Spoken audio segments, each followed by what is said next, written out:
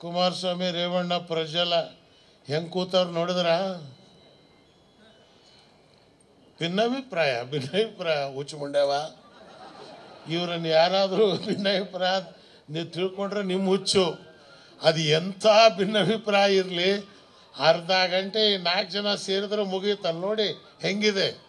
ಅದು ದೇವೇಗೌಡರ ವೃಕ್ಷದ ಬೀಜ. ಅದು ಬಲವಾಗಿ ಒತ್ತಿದೆ.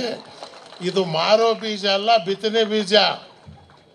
ಇವತ್ತು ನಾವೆಲ್ಲ ರೈತರು ಬೀಜದ ಕಾಳಂತಲೇ ಬೇರೆ ತೆಗೆದಿಟ್ಟಿರ್ತೀವಿ, ಬಿತ್ತೋದಕ್ಕೆ ಬೇರೆ, ಮಾರೋದಕ್ಕೆ ಬೇರೆ. ಇವು ಯಾರು ಮಾರೋ ಬೀಜಗಳೆಲ್ಲ ಎಲ್ಲ ಬಿತ್ತನೆ ಬೀಜಗಳು. ಆ ಬೀಜ ಚೆನ್ನಾಗಿದೆ ನೋಡಿ, ಅಲ್ಲ ಪ್ರಜ್ವಲ, ನಿಖಿಲ.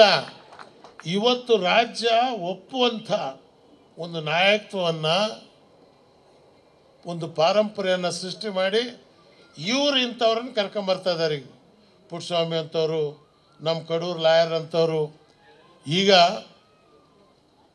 ಕಡೂರಿನಲ್ಲಿ ಇರ್ತಕ್ಕಂಥ ಏನು ಎಲ್ಲ ಹಿಂದುಳಿದ ಸಮಾಜದ ಜನ ಇವತ್ತು ಮನುಷ್ಯಟ್ಟು ನಾನು ಹೇಳಿದೆ ಆವತ್ತೇ, ದತ್ತನಿಗೆ ಮುಂಡೆದೆ ಹಾಳಾಗ್ತೀಯ ನೀನು, ನಿಮ್ಮ ಅಪ್ಪಿದ್ದಂಗಿದ್ರು ದೇವೇಗೌಡರು ಮೋಸ ಮಾಡಿದ್ರೆ ನೀನು ಎಲ್ಲೂ ಬದುಕಲ್ಲ ಅಂತ. ಇವತ್ತೊಂದು ಸ್ಥಿತಿ ಏನಾಯಿತು?